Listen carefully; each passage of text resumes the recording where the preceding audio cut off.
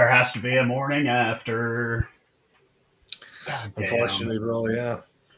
Um, damn. I don't really know where to even fucking start from yesterday. I mean, Obviously, you were shouting for the Bulls. You're a Bulls man. I was shouting for the Bulls because I'd like anyone to beat Leinster, but uh, quickly, like 15 minutes in, I knew, oh, this is not going good. Like, I stopped texting you until halftime because I didn't want to piss you off, but oh, uh, you wouldn't have pissed me off. I mean, it was like, I mean, it was obvious. Like, it was 14-0 at 14 minutes. yeah, Like, they hit him hard, quick. And I was, the Bulls did not show up. I don't know if they got lost in customs or I mean like yeah, and I've had to say this and I honestly admit it. Leinster would have won at Pretoria. That's how much better Leinster was than the Bulls yesterday. Like it wouldn't have been quite as far, I think, but like yeah. the Bulls were outclassed, outplayed, outcoached. I mean, discipline all over the place. Something I had said in the pregame that, like, hey, look, if discipline gets out of control, the Bulls are fucked. Yeah, discipline got out of control, and the Bulls were fucked. Yeah. It And nearly did early on with that incident. That it wasn't quite an eye gouge, but it was close to it. whenever he was getting up off the ground, yeah, that was a bit much, and I kind of felt like that right there was a really big turning point in the match because it was like, okay, you're not even gonna fucking try. Like Yeah. you're not even. I mean, and then I've had people say, well, if Andre Pollard was there, it would have been. No, it wouldn't. I mean, I think it would have been closer. But like, oh, if Andre and Kurt Lee would have been a non. The backs were a non-factor for the Bulls yesterday. Yeah, for sure. Vi- Villy was Leinster, just a yeah, body. That's all it was. Now Leinster, on the other hand, their backs were were difference makers. yeah. I think like what I heard a few people say it was a classic Nienaber performance because they went after the Bulls in all of the areas that the Bulls are normally strong. So if you look at the kicking game, they're the number one kicking team in like successful kicks, not just Yeah, they kick it most, yeah. but they're the best kicking team in the URC, and they had the best scrum in the URC. And Leinster went after both of those areas. Attacked both. Yeah, Yeah. they took that away from them, So The Bulls were a forward heavy team. The Bulls took them out of the equation. And, I was waiting for that first scrum of the game. That first scrum of the game, I'm like, we're going to see a difference here. And yeah, nothing. I'll just have to apologize to the listeners because there's some crazy football supporting people upstairs that are losing their shit. But if you can live with it, then it is what it is. I can't control it. Colin, I have to tell you a story here. I have to tell you a story. Go right ahead. So back when Jess and I were first dating, I was doing a live. Oh yeah, cheers, man, cheers! I got the michelada on deck. I was doing everything on YouTube. I just had a microphone and that was it. I didn't mute my microphone during halftime. You could loudly hear us having sex. Halftime of a Springbok game. Yeah. Everybody online heard. Yeah. That video got like privatized, but you could clearly hear everything that was going on. How long ago was that? Oh, that was 2+ years ago, 3 years ago. Yeah, man. This will tell you how things have developed online. If you did that today, it would be clipped up in a flash. Oh yeah. It was crazy. I think there might have been about 10 people that heard it, but it was like, it was kind of a effect because I tried to say it was the neighbors, and they were like, no, that was you. Like everybody could tell that was you. Like I was like, damn, dude. pretty embarrassing, but not really. Oh no, you shouldn't apologize. You should never apologize for that. That is So, what it is. so that's what I'm saying. Background noise, yeah, it's whatever on this, but I felt like, and then to watch the post game press conferences or the post game interviews with the coaches of both teams. You've obviously got Jake White and is it Leo Cullen? I think is Yeah, the coach. yeah. You He's could just the head coach manager. Like he's yeah. like the Rassi type guy. So you even just kind of saw like the Jake was very nonchalant about it, even though this is now 3 finals that they've made it to in the URC and have gotten spanked pretty much in every one of them. Yeah, He was very lackadaisical about it. Jake White was like, well, it happens. And it's like, dude, like, I get being beat because Leinster was the better team, but you didn't even fucking show up. Like, you yeah. showed up more for the Sharks than you did for Leinster. You showed up more for all these other games than you did for this. And Leo Cullen, on the other hand, was like, "Look, we've been working at this all year. This was the ultimate thing that we wanted to do, and we got it." And you know, um, Do you think there was a touch of defeatism about that performance? Were they kind of going in there thinking, "Holy shit, we're up against it," and then maybe after the first 10 minutes, they kind of just decided, "Yeah, that's pretty much it." They didn't seem to have any fight at all. That was I, my I felt like the first 5 minutes they put up fight, and then that Jordy Barrett try where he just yeah. you got to see how long that man's legs are when he did that kind of flying aerial kick, and then it was him, and I can't remember who the other guy. Maybe it was one of the wings that ran with him, but it was like Yeah. there was nobody that could even come close to catching him back there. There was no one with. I mean, the only person I could think of that would have any chance at catching him would be somebody like a Cheslin Colby or a Grant Williams. Yeah. He was just it was off to the races. There was no fucking way we were going to stop that. And like I think when that happened, it was kind of like it just became obvious that Leinster came ready. Leinster came. They studied the Bulls. They saw how to beat the Bulls, and they went after it. And that's why my big question of it is how much credit do you give to Coach Jock Nienaber on that? Do you think he knew the game plan? And I'm like, no, you could just watch. If you just watched, you knew what they were going to do. Yeah. It was pretty obvious. It's not like he would need to do a great deal of study to figure out how the Bulls play rugby. It's not, like it's well known. But it's how you deal with it. Like, I think the attitude that they had was, I was kind of saying it all week. Like I did a few posts. I was saying, listen, Leinster seemed to be getting into a siege mentality here. That the way they were talking sounded like everyone's against us. It seemed, and that can either work. That's either a positive or a negative. And if it focuses you, then it's positive. But that they were so focused. They were so focused on what they needed to do. And I felt once it got to halftime and the Bulls hadn't fired a shot, if they had scored before halftime, that 5 minutes ending the yeah, half where they had multiple like 20 plus phases and yeah, couldn't get it across, that's when I knew, okay, we're in trouble. for me it was over. It's over. Like there's no fucking way you get this many chances and you put nothing on the board. After that second penalty advantage when they came back, if I had been Jake White, I would have just told Houston just kick, just so we don't go into half with a fucking goose egg on the board. But he wouldn't even do that. Like it was painfully, and you saw what was happening too.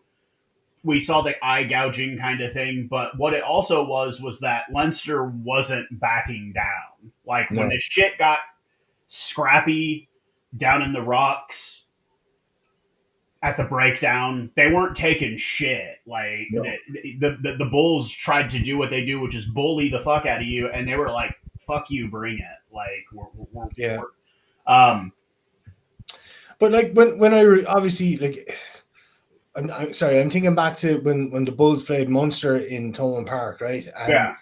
And, like we reviewed that game as well. If you remember, there were some ridiculous decisions that happened. As in, there was a try that came from a incorrectly taken penalty that came Yeah. off the knee, and then there was a 15-minute period where Munster were down a guy, and they still only lost the game, I think, by a point. I could be Yeah, wrong. yeah. It was close. It was very, very close. Yeah. It was close. So from my perspective, look, thinking back at that and then seeing this performance, the Bulls were really, while they're good in the particular areas that they're good at, that they are just naturally good at, and you would expect them to be consistently good across the season, like in the scrum. I Yeah. mean, Yeah. look at your man Lowe that Yeah. played tight head. Yeah. Literally, he looks like a bull. The man Yeah. is a Yeah. beast of a tight And head. that was the thing. Like they were the best scrummaging team coming into this. They had won the most scrum penalties of any team in the URC. And you saw it in the second half. Was that Finley Beelum? Yeah. Or that No, no. With the jacked up ears, with the really fucked up ears and the long hair. That's not Finley Beelum. Who is that? Hold on. on the loose head side or the tight head. So tight head started off being Hold on. in Clarkson, and then it finished off with the French guy. No. This was an Irish international. I'm gonna pull his name up real quick. Sorry, I'm No, not the best at knowing your entire. Uh, not Furlong. no. Furlong didn't. Andrew Porter. Andrew Porter. Yeah, yeah. He celebrated getting a scrum penalty against the Bulls, and people were like, "Oh, he celebrated." And I'm like, "No, you don't understand how big of a deal that was because the Bulls were notorious. That's a big deal. That's a big deal. They were notorious for winning scrum penalties, and they finally got one. People are like, "Oh, he's doing the whole James Lowe 50-22 thing," and it was like, no, that was like a big Yeah. fucking deal. You don't get those against the Bulls. You don't win those against the Bulls. And it was at that moment that Porter knew, okay, yeah, we're gonna win this fucking game. There's no fucking way we can't. And I didn't think he was overreacting. I would have done the same thing too. Like it's like, whoa, shit, we got That's a your scrum job. penalty. Yeah, that's Like, your job. You do a good job. You celebrate it. That's fine. Yeah, and I mean, like, that was kind of just a good dichotomy. Now, I don't. It was a terrible performance by the Bulls. Leinster deserved to win. They would have won it at Loftus as well. I'll admit all of that. Now let's talk about the fact that not too long ago, Munster and Leinster met in that very same venue. And there was not an empty seat in the house. Yeah. Well, the thing about that is there's plenty of time to actually prepare for that kind of a fixture, but really they only had a week. You know what I mean? Yeah. You said it last time out. If it was designated at the start of the season that, okay, it's going to be in Ireland this year and it's going to be in this stadium, then start the advanced ticket sales, everything. Yeah. Everything. Yeah. You've got people who buy the tickets and they sell them if their team doesn't get there, and it's kind of the tickets are already taken care of basically. It's how it works for the Super Bowl here in the U.S. The game sells out immediately. Yeah, and that's the way it is. But really, to try and, I'm sure the URC would have loved if it was a sellout, but I mean, there was a little bit, even still, there was a little bit of an echo around that stadium. The atmosphere wasn't that great for the television viewer because of that. You know what I mean? It needs to be packed to the rafters. And if Croke Park is packed to the rafters, it's beautiful. Incredible. It's beautiful. Yeah. I remember the Munster-Leinster game. It was absolutely beautiful. And despite the weather being an issue in the first half, when the sun eventually did come out in the second half, that pitch looked immaculate, man. Like it was perfect. It was that perfect shade of green. It had a nice little shag to it. It was just like, man, that was an optimal pitch for rugby. Like I'm like, man, you love to see it. Like especially when it's real grass stadiums and you just see like how beautiful it looks when the sun comes out, and there's obviously a layer of moisture on the grass from the rain, but it just looked, oh man, it looked so good. Like there were many times where the camera would be like panning, kind of situated out during like a line out or something, and they'd show the ground, and it was just like, man, what a beautiful beautiful pitch to play some rugby on, man. Like Yeah, it just it's beautiful. I mean, they it really only gets used in this summer season.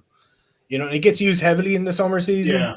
but for different sports, for obviously for GAA and hurling and thing, and obviously now rugby, but it's only really this time of year, so it's protected and managed and manicured all year long, and it's a pretty just to give listeners just a little bit of history. It is a pretty sacred place. Like there was like I watched the feed from Premier Sports, which is the kind of the main broadcaster on this side of the world for the URC, and the guy who was running the kind of panel was an English dude, and he made reference to what we call the Hogan stand. So the Hogan stand is the stand where that's where the trophy was presented. So it's named after a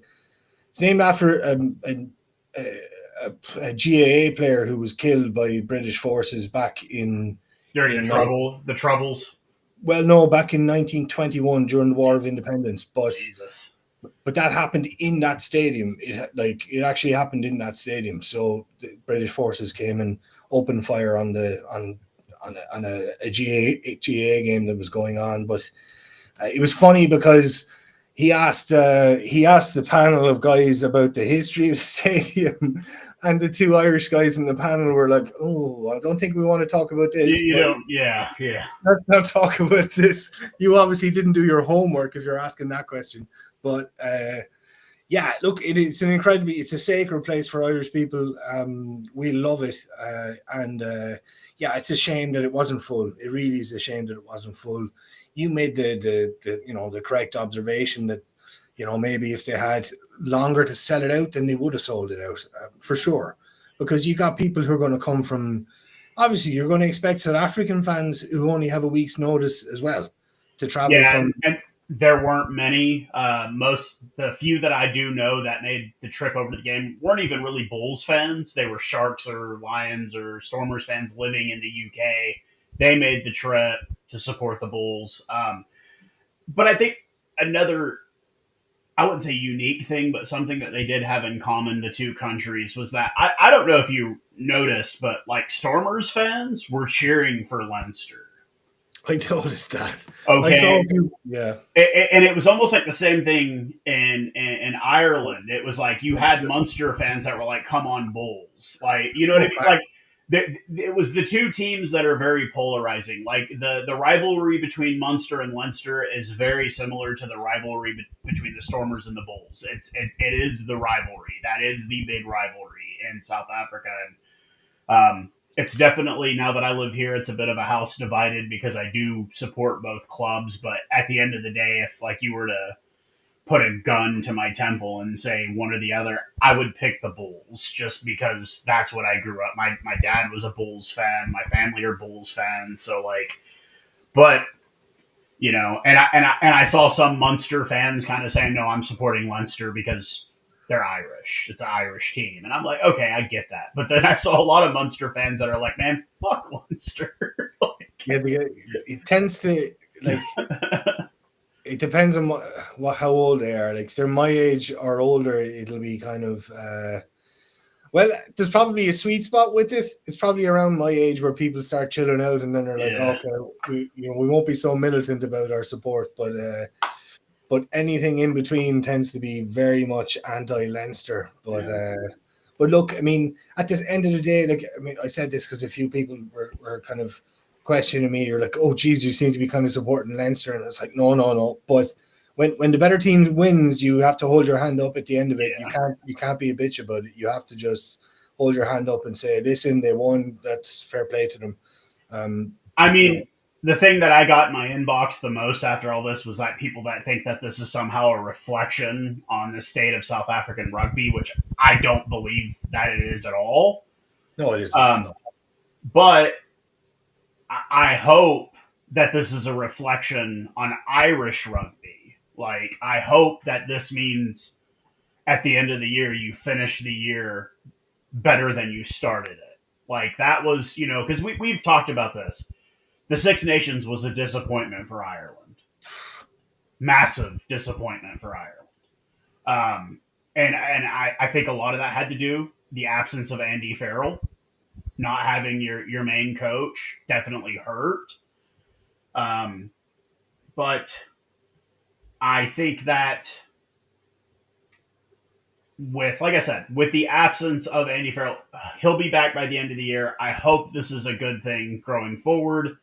I hope that this is a reflection that Ireland rugby, that was just a flub in the Six Nations, that you'll be back to your winning ways, because we need it. World Rugby needs Ireland to be a winning team. Like, they need it. So Well, like from my perspective, they need to do the right thing and put Crowley back in that team and say, listen, Sam, you know, you had your chance and you're going to have to fight it out with this guy now because he's better than you right now and everybody knows it, and that's it. yeah, You know, as good as they tried to say he played yesterday, that's fine. He's playing with probably the best 12 in the world right now. I mean, look at Geordie. He was just immense. although he was not my man of the match. No, who would you giving it to? Baird. Yes, Ryan I'm Baird? reading the chat. Yeah, Ryan Baird. He just looked really, like, to me. He got man of the match. Yeah. Yeah, he was where he needed to be. He was getting involved. He was in the mix. Like I said, we've talked about Sam Prendergast constantly. Yeah. Put him on any other team without that, and see how good he is. You surround him with real. It's kind of the same thing. Like, this was why I picked Johnny Wilkinson over Dan Carter in my greatest of all time, because look what Dan Carter had around him. You know. And I think Crowley would be Crowley regardless of where he played. He would still be Crowley. Yeah. Okay. It's not a debate for us anymore. It shouldn't be a debate, really. Neither of them are going to go on the lines unless we have. Actually, that makes me think of something else I need to talk about. But neither of those two guys are going to go on the lines. They're both going on the Irish tour, and honestly, I'm not really interested in that tour. I think there's a lot of guys. There's 11 new caps that need to go on that tour, and I think those guys should play most of those games. That's what I'm thinking. Yes, it is live. I agree. I think that's what you need to use these games for. They need to be development games. Yeah, get guys some caps, that kind of thing. But with that being said, I want to go ahead and just touch on it. But the next URC season, let's talk about some teams that we think are going to make a step up and teams that I think are going to drastically fall. Being that we're both Munster supporters, I think Munster steps up big time. Yeah. I think the Bulls take a step backwards. Yeah. Even with Andre Pollard, I think they take a step backwards. I think the Sharks kind of remain where they are. I think the Stormers kind of remain where they are. I think the Lions do exactly what they did this year. They start out strong. They finish with a dud. I think the big mover, at least as far as Ireland goes, is I think Connacht makes a big step. With a new coach, I think they make a big step. I agree. They've been a mess over the last couple of years with just coaching, revolving door of coaching, people, but coaching resources. But I talked about it briefly with you there the other night. I mean, it's just like I was looking at obviously Clay McMillan, and just looking at his overall win percentage for his entire time with the Chiefs, and he's in around 70 to 75%, which is very, very high, right? And I'm putting in an asterisk for that and saying, okay, well, there's only really a handful of teams in Super Rugby that I would say are very competitive. Yeah, and it's all the Kiwi teams, basically. But so for me, does it translate directly? No, but like you can take a few percent off, but I think he's going to do better than what we have right now. So what we have right now is a 50% win record for the last season. So we lost 9 games, we won 9 games, and I think he's going to do a lot better than that. So, I have a lot of optimism. So, as a Chiefs fan, I'm saying up the Chiefs next weekend. But as a realist, I just watched the Crusaders Blues game this morning. It's at the Crusaders. They are hard as shit to beat at home. It may very well be a Crusaders win. Yeah. I'm not saying 100%, but they look really fucking good against the Blues. Like, really, really fucking good. But my best team, club or national side, South Africa national side, club, I don't really have an opinion. But it's I think it's going to be, like I said, I think Clayton McMillan's going to do, he's going to fit in just fine. He's going to slide right in. He's going to fit in just fine in Munster. It's a unilateral move as far as like, it almost seems like, at least from the description I've got from Munster, not just fans, but people who live in that region, it's almost like a unilateral move. It's very, I don't want to say you have little brother syndrome, but you kind of do, because it's like everybody looks at Dublin as being the shit, and it's like, is it really, or is it just shit? Like, is it just, yeah. So Hamilton's kind of got that same vibe. I always liked Hamilton a lot more than Auckland, but that was just a personal choice. So can you go ahead and would you be comfortable potentially picking a winner for next year's URC, or do you think it's just way too early to even think about that? Too early, but I mean, like when it comes down to cup rugby, like the knockout stages, it's very much, you're looking at teams that are comfortable going anywhere and getting a result, and there's not that many. Like, I mean, you look at some of the South African teams, and they seem to struggle when they come north. But Yep.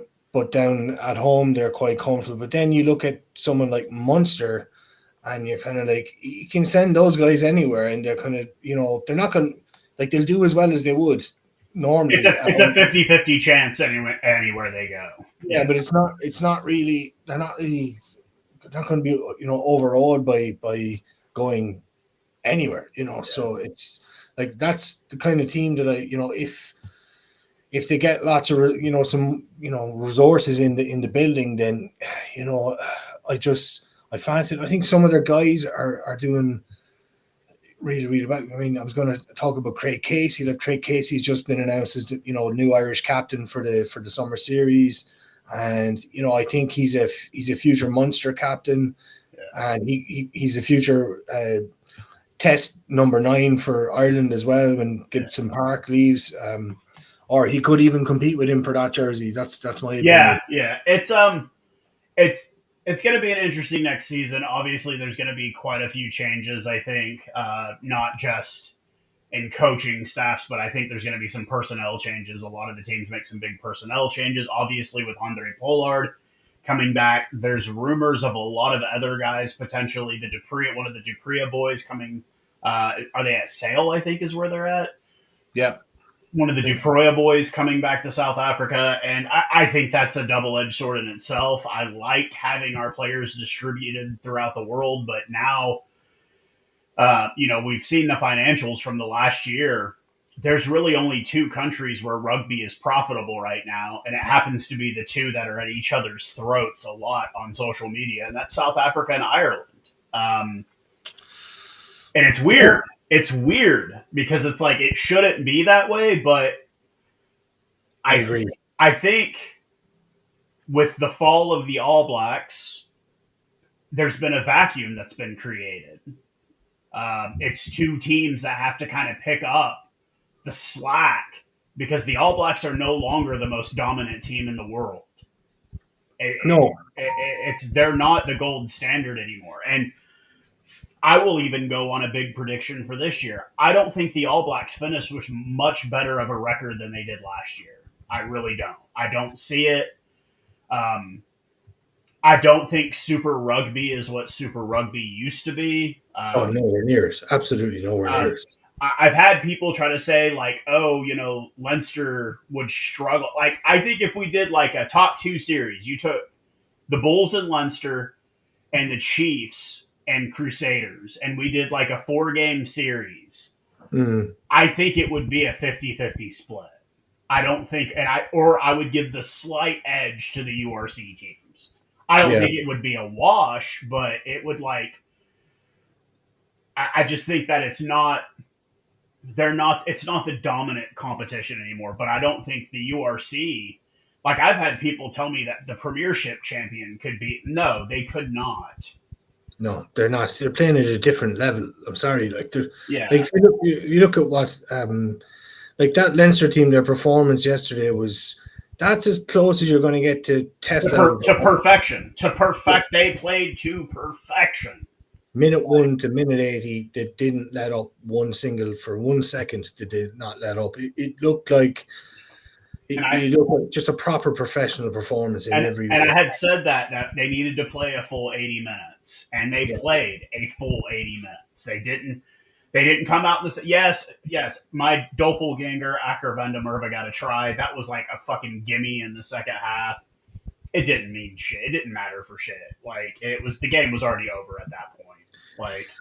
I think one of the things to say is there definitely has been a major swing from, the best league in the world. Like the best league in the world when I was growing up, we all always kind of looked to Super Rugby just to see, the best. That's where all the stars. Those were the stars. Yeah. Yeah. But it's long since left that building. Like it's gone. I mean, the best league in the world right now is top 14. We see, I mean, in every way you want to talk about, you talk about attendances. They've got the best attendance, more games, and they're all sold out. They've got, some of the biggest stars there, and the games, they dominate European rugby as well. Even though there's only a couple of teams that actually care about European rugby in their league, most of the rest of them don't care about it. But the ones that do win it every other year, URC is catching up. I think it is ahead of the Premiership. That's my. I agree. I don't think it's ahead of France. No. I think it's slightly ahead of Super Rugby, but another year or two, it'll be way past Super Rugby. Now, here is some useless bar trivia for you. Okay. So, obviously, the Cheetahs and the Southern Kings joined what was at that time called the Pro 14. Pro 14, yeah. In 2019, they joined. Okay. In 2021 was when you got the 4 South African sides, the other 4, and those 2 left the competition. How many seasons did it take for there to be a clean sweep on a weekend by all 4 South African teams? Didn't it only just happen this year? No, it was their 3rd season in the league. So it took 3 years for there to be a clean sweep by all 4 South African sides in one weekend. This year it happened as well. Yeah. But it's weird because, this year it happened against the Irish teams, didn't it? Yeah. Okay, yeah. That's But Nihi Milner-Skudder his career got cut by injury. That guy ended his career playing for Rugby New York. I remember because he won a championship with them. But good player. I still think that 2015 World Cup, he was breakthrough player of the year. Him and Julian Savea were absolutely amazing. But I still think have the South African sides, obviously they've made a final every year, pretty much every year since they've joined the league, joined the competition. Yeah. But I still don't think they're there yet.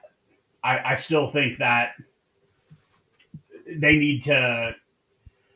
I still think this has been the best thing for South African rugby was joining. The URC has been immense, and it's not just been beneficial for South Africa. Let's face facts. It's been massively beneficial for Ireland.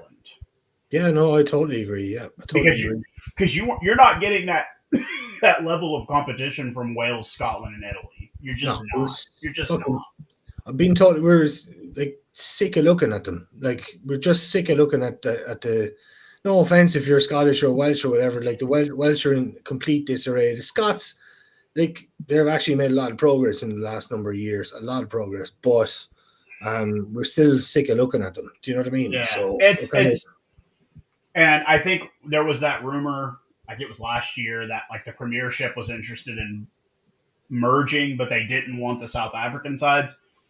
I don't know if Sure. there's any truth to that, but I will say this: the Irish rugby creator community came up and was like, "We're not doing this without the South African teams," and it was Yeah, just right. like it was kind of one of those rare moments. It's like when you play against England, we unite, and when it comes to that, we unite. It's like okay, like we argue on the rug about rugby, but at the end of the day, it's like no, we need you and you need us. Like we need each other. I feel like honestly, what's helped us make that next step to beating the All Blacks has been playing against Ireland.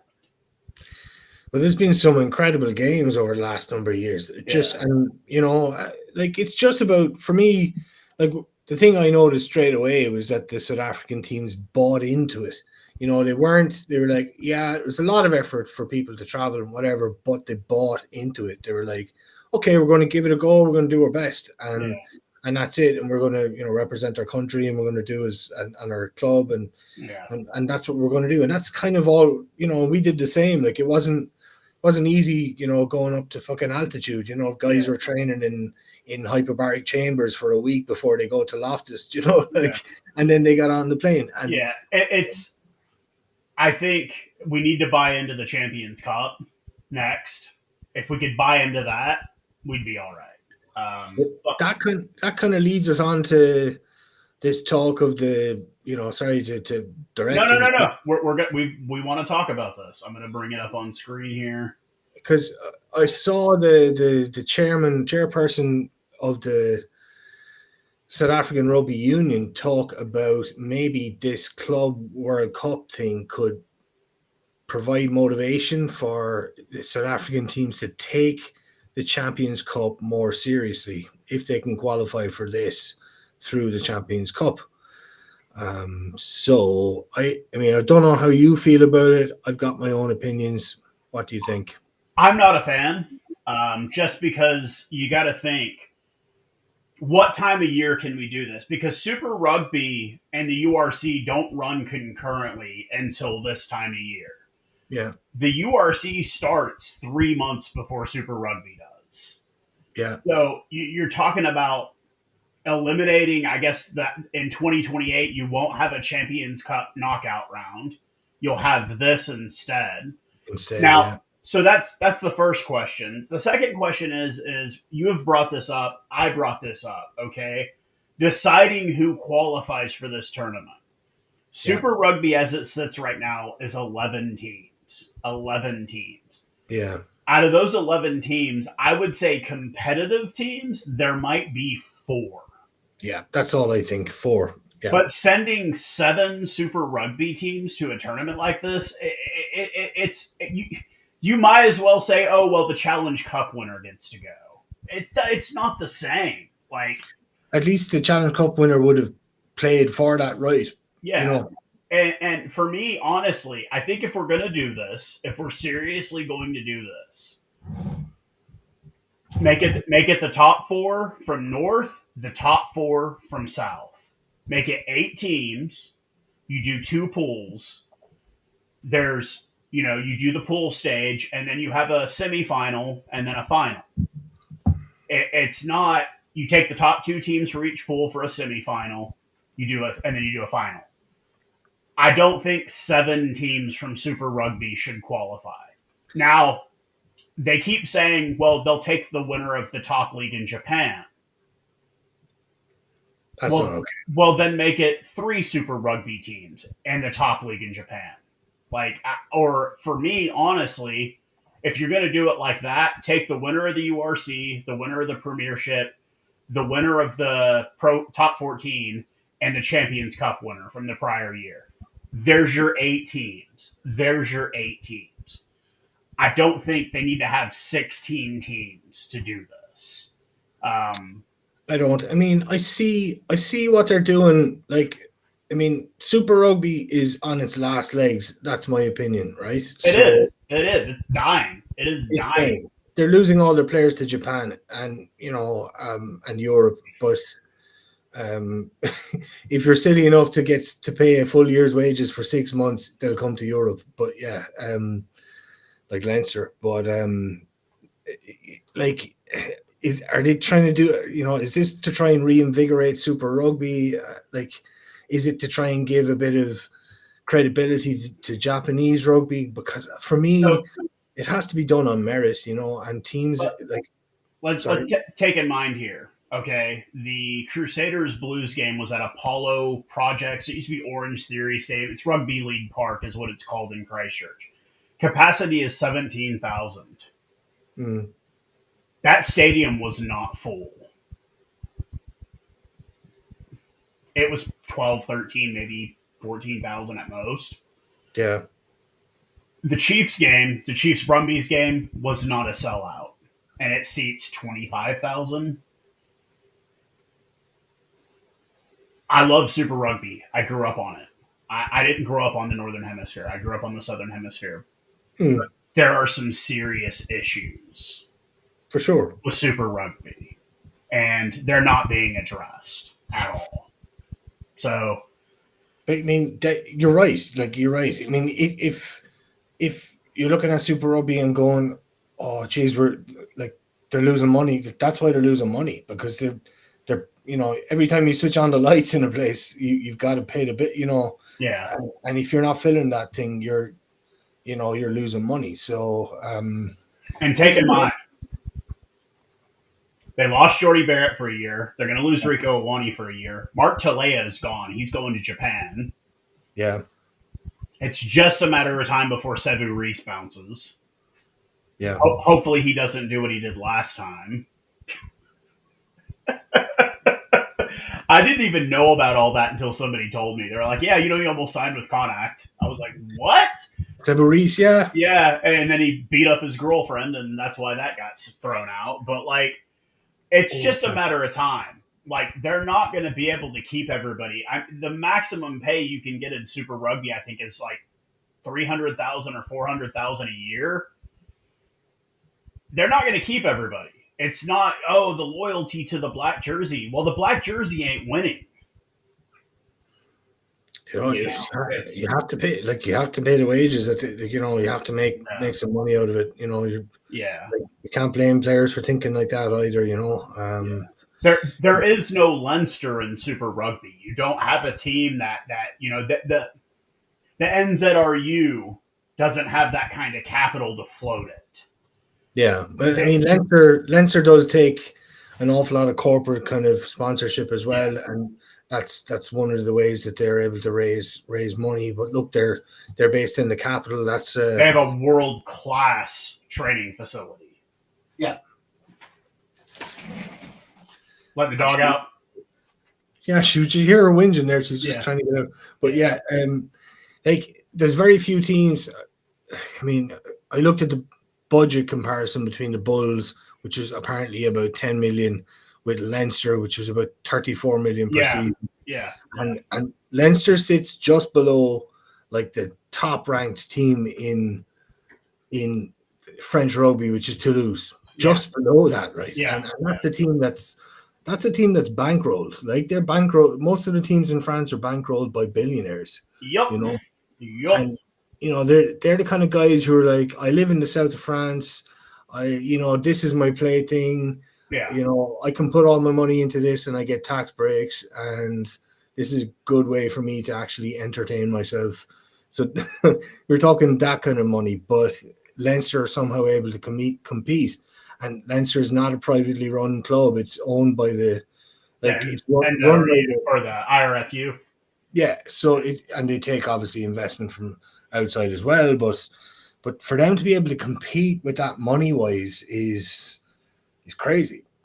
Because if they didn't have that money, let's be honest, Jordy Barrett wouldn't be coming. He just wouldn't be coming. Neither would Rico Ioane. So When you talk about these financial things, I Epi Tayoni back in 2007, he was a Tongan. He could play lock, flank, eight, center. Like, he could kind of play every position. He couldn't play 10 because he couldn't kick worth a shit. Um, but anyways, he was talking about the 2007 Rugby World Cup, and Tonga's budget versus England's budget. Tonga's budget was England's clothes washing budget. Oh God. Like Yeah. that's how little money Tonga had. And most of the money that they had was the players pulled the money in and said, "Okay, we're going to finance this ourselves." Like when they got on the plane from Nuukafala to fly to England I guess it was England and France carried it in 07. Like France did Yeah. some of the games, England did some. When they flew to Europe, there's photos and video of them like getting taken to the airport in the back of pickup trucks. And like the only people at the airport to see them off were their families. Like it was like a ragtag mob. I mean, it's Tonga, but their total budget, like they didn't have money to buy training grounds, to rent training grounds. They were training in public parks in England because they didn't have the budget to pay for a proper training facility. Like they were sleeping on the floors in hotel rooms because they couldn't afford enough hotel rooms for everybody on the team. And like you talk about money, it's what the sport needs to go forward. And unfortunately, there's going to be countries, we've talked about this before. You look at Ireland's GDP versus New Zealand. The populations are almost the same. Ireland's GDP compared to New Zealand, it's like what, 12 or 14 or 15 times the GDP. Yeah. And the same thing with South Africa compared to New Zealand. South Africa is 65 million people. I mean, it's just a massive country. But you look at that, and to say, for all the shit we can talk about Ireland rugby and whatever, Ireland is punching way above their weight, way above. Yeah, it's seriously well organized. Like it's incredibly well organized. I mean, particularly Leinster rugby. Like when pro rugby started in Ireland, it was Munster for a good 15 years, nearly 15, 20 years. It was Munster dominating everything because we had players in the AIL that were like, we were dominant in the AIL already, and our kind of top amateur league.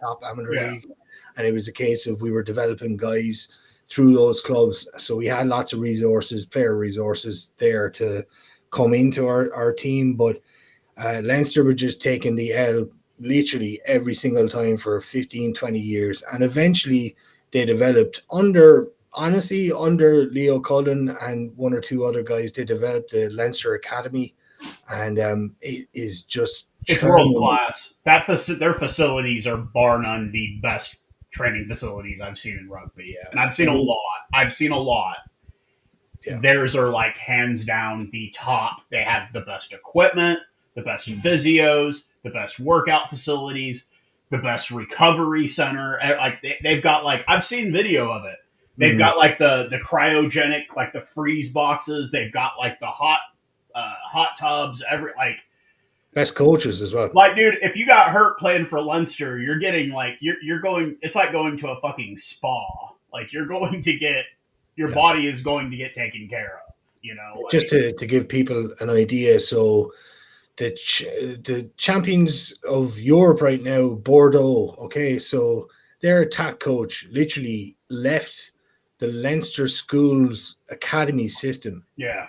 And went straight to Bordeaux as the attack coach for what now is the champions of Europe. Like, I mean, that's essentially the best team in Europe this year.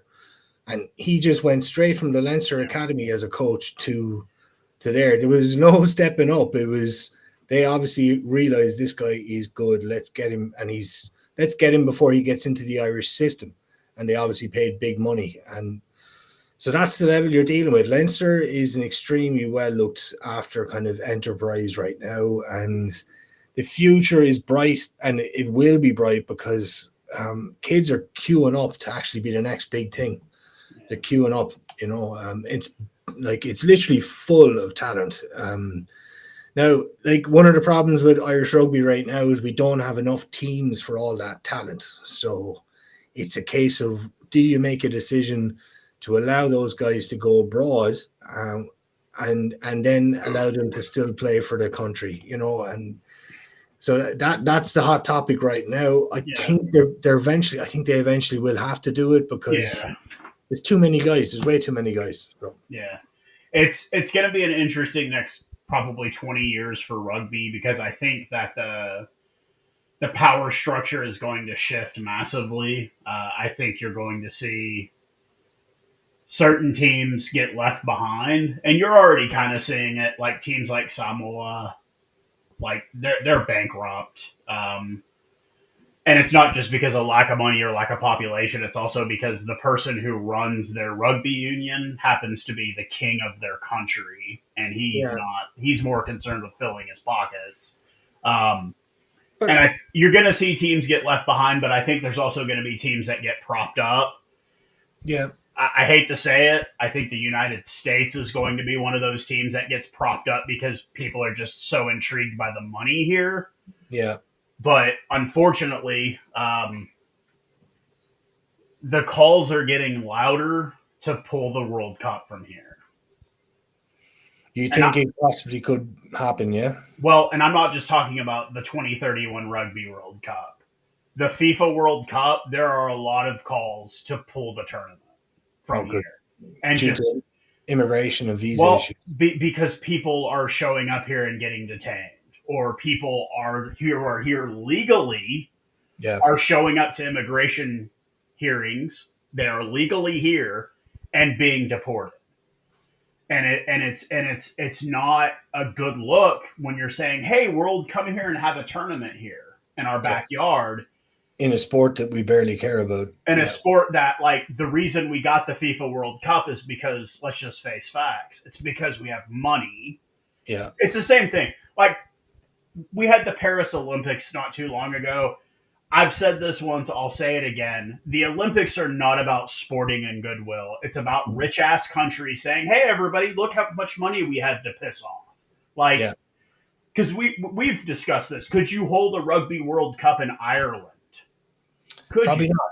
Probably I not. I think you could, You think but so? why would you? Because it's just a waste of money, dude. France lost money on the Olympics and World Cup. They made nothing on Yeah, either of nothing. those things. Yeah, yeah, yeah, yeah. That's the thing that, like, I was going to bring it up because you mentioned like some of the smaller teams like Tonga, right? So when I think of Tonga, I think of and I think of what's going on in rugby right now. So we have a 4 year cycle, and we have a World Cup that is nothing but a burden on everybody that partakes in it. So Yeah, every union, financially, it's a burden. Okay, it's a great tournament, you want to win it, but yeah. financially, every single team in that tournament, except for the winner, loses Loses money. money. You They lose lose massive money. money, and it's Yeah, because we don't have the autumn internationals, the home internationals. So every team has home internationals, four of them, and you get a chance to make money, but you don't have it in the year of the World Cup, right? So yeah, every year, like every time, like if you looked at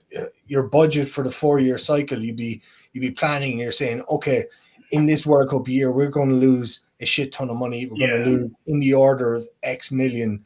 Okay, and we have to somehow budget for that or in our 4 year kind of cycle, right? yeah. But and that's fine, and everybody says that, and everybody knows that, okay. But then when it comes down to it, you have headlines of, oh, the Irish Union is 20 million in the hole. You have the Yeah, yeah, NZRU is 20 million in the hole. It's something like that, right? And that's fine. And the Irish Union can swallow that. They can, because they know it's coming.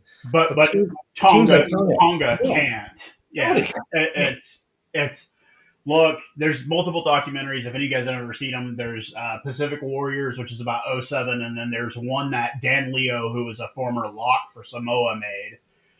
Kind of talking about the struggles of the Pacific Island rugby communities. And one of my favorite quotes, once again, I bring up Epi Taione. I am a big, you guys don't see that this is actually a Tonga flag. cool. I'm a huge Tonga rugby fan.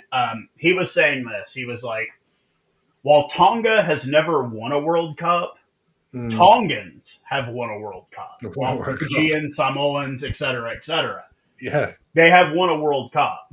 yeah, And I don't think that people always bring up Fiji. Well, Fiji what is the difference between Fiji, Tonga, and Samoa? Do you know what the difference is, right?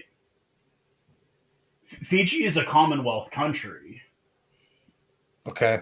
So Fiji, now granted, being a Commonwealth country in 2025 isn't the same as what it was in 1905, Yeah. but you're still like a lot of Fijians will leave Fiji and go to England because Yeah. they don't have to have a visa. You're a Commonwealth, you can just freely go. Yeah. So Fiji has the benefit of having outside investment from foreign countries. Tonga and Samoa doesn't have that. They don't have that. They're not trade zones. They're not valuable for, you know what I mean? Like there's more Tongans outside of Tonga than in Tonga. There's Yeah. more Well, Samoans outside of Samoa than in Samoa. Like, I definitely understand that, and I feel like the tide of sentiment has changed a lot in the last number of years, where people, obviously, you see players going back to play, in their home countries, or yeah, countries of yeah, origin, or countries where their family came from, even if they were born in New Zealand. But like for us, like we see them at the World Cups, we're like, holy shit, look at these athletes. Like, yeah, they're incredible. They're absolutely incredible. And we've always thought, if they could only be organized a bit better, like if we had yeah, athletes like that, basically, if we yeah. had athletes like that, we would win a World Cup. So We would dominate. Like, but I yeah, uh I still think that like the funniest it was another useless bar trivia thing. The country to be born in that you have the highest likelihood of becoming a professional athlete in the entire world is Tonga just because of because of rugby, because of league and union. You okay. have the highest percentage of becoming a professional athlete if you were born in Tonga of any country. But it's also because like no one lives there. Like I think the population of Tonga is like 250,000 people, maybe 300,000 at most. Like And it's not. they're all units. Yeah, we've got a Tongan community here in North Texas. I'm very close with them because obviously I support their team and whatever, and I love their culture and they're great people. Yeah, Um, they're great people. Yeah. Epi Tyone spent time in Ireland. He played in the AIL for a bit, and kind of remembers like his time there as being a Tongan boy and like showing up to trainings and it's like cold as shit outside and he's wearing shorts and they're like, "Why don't you put on some pants, man?" And he's like, I don't own pants. Yeah. Like I'm from Tonga. I don't own pants. Like I don't own a jacket. Like I don't own any of that stuff because I'm from Tonga. Like we don't wear any of that stuff there. So it was kind of like a fish out of water thing and whatever. It's funny because he later did the Paddy Power thing during that World Cup because they were so broke they needed money. Yeah. So he changed his name to Paddy Power. So every time he was on the field, they would say Paddy Power, and it was free advertisement for that. I didn't even know.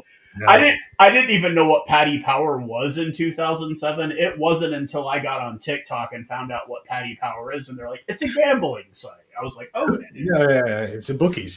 Who did he play for in the AL? I don't. Hold on. I Look can that up. I can look it up real quick. But Epi But, Tyone, but I like, mean, when you said that, I was thinking, because you don't, like, you don't get a whole pile of rain in Tonga compared to Ireland. You're not going to get. I mean, the weather is going to be an awful lot better. So the guy didn't need a whole pile of clothing to cover him up. But I well, imagine. so you should remember Epi Tyone for an incident involving a Munster player. Right. This is a long time ago, right? Okay. This was like 2005. Okay. He got banned for 18 weeks for biting Dennis Leamy. Dennis Leamy. Oh, Jesus Christ. He got Uh, an 18-week ban for biting him during a Heineken Cup match. He was playing for Newcastle at the time. Let me see if I can find out where he played in the AIL because that was his first overseas contract.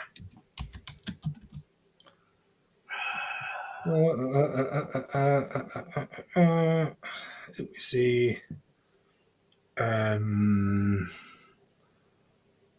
he played for I don't know if that's even maybe he wasn't the AIL because I don't think that's a hold on. Well, AIL, it may not be listed because it's a pro team. No. So it was in.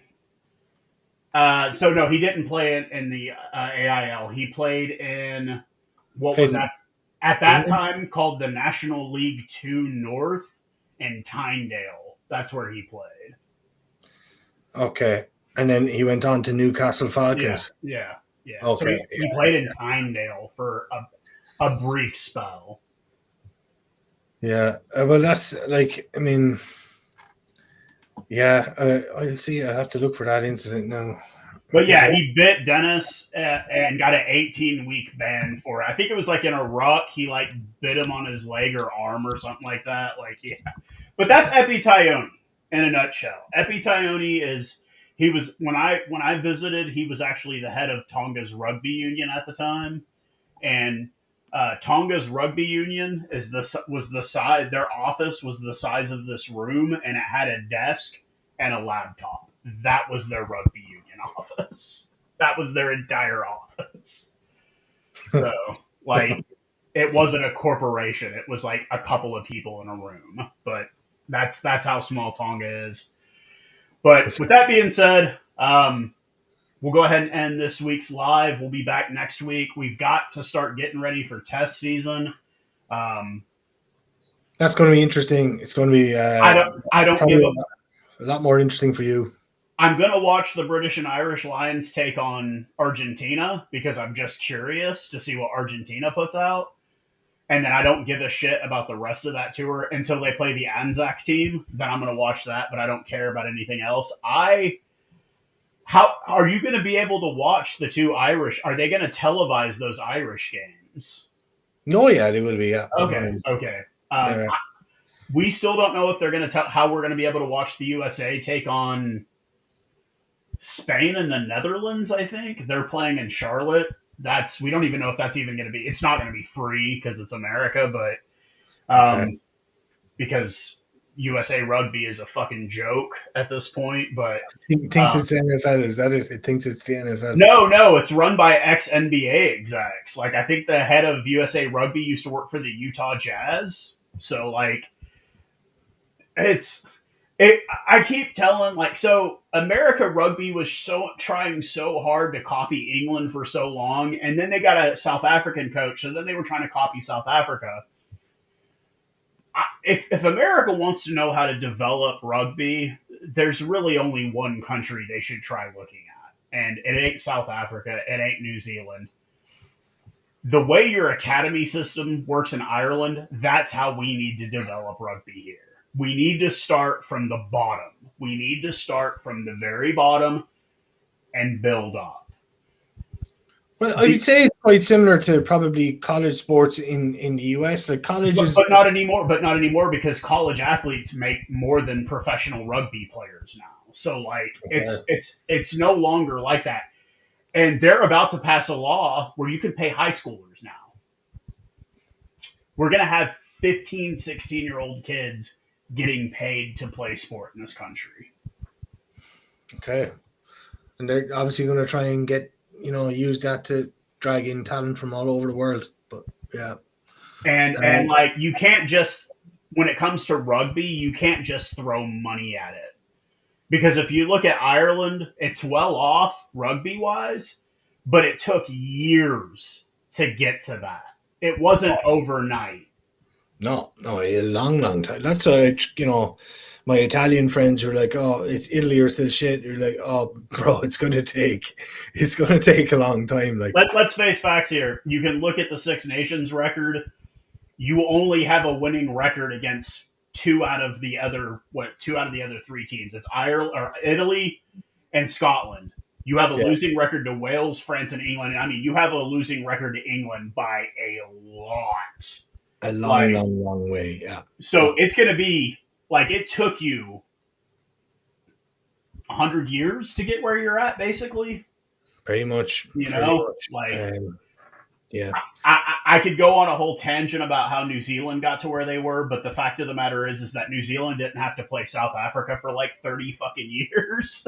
And because up until that point, it was pretty much an even thing. And then New Zealand blasted ahead, and take with that what you will. But yeah, we'll be back next week talking more club rugby, more test rugby. I think France's regular season ended this week, or are they in the playoffs? No, they're Playoffs are about to start. okay. So they start next week. I'll try to watch some of that because I can watch that here to kind of see how that looks. Because you're real big on it. You're like, man, it's like their games sell out. It's really good on TV. Yada yada yada. How is Ronan Arguera's team doing? Well, did they make it? They didn't make the playoffs this Okay. year. It's yeah, well, like things are volatile in France. There's a lot of money involved. Now he's been extremely successful with a team that he's taken from absolutely nowhere, and Yeah.